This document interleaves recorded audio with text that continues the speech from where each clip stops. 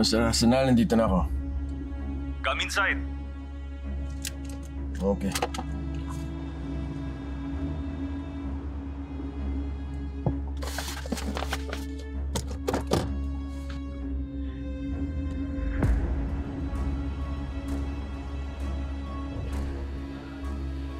Kurt, hindi ba si Atty. Alon yun? Juan, ano ginagawa niya dito? Ang layo na lugar na to sa Keystone, di ba?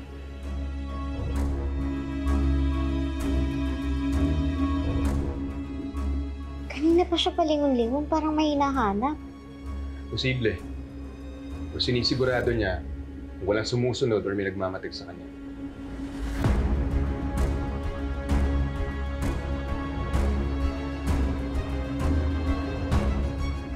Kurt, iba talaga yung kutob ko kay Atty. Alon eh. Mukhang may gagawin na namang hindi maganda. Mabuti pa sundan natin siya para makasigurado tayo.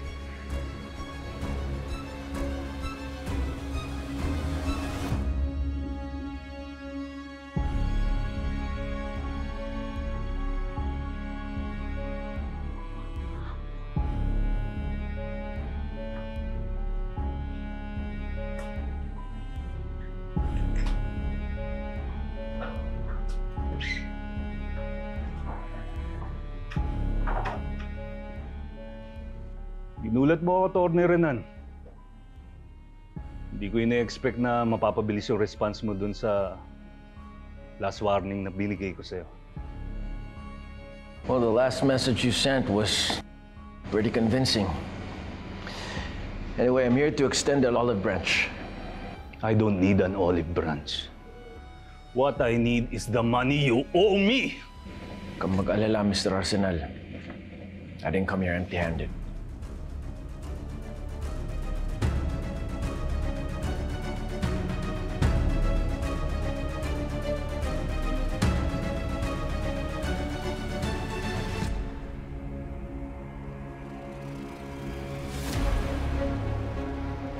Parang familiar sa akin yung lalaking yun.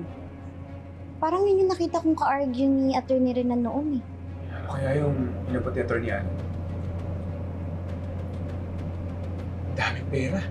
Bakit nag-abot ng maraming pera? Sino yung lalaking yun?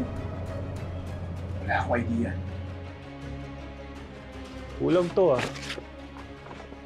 Yun lang muna. I'll get you the rest when it's ready. Kita tayo! Kita tayo!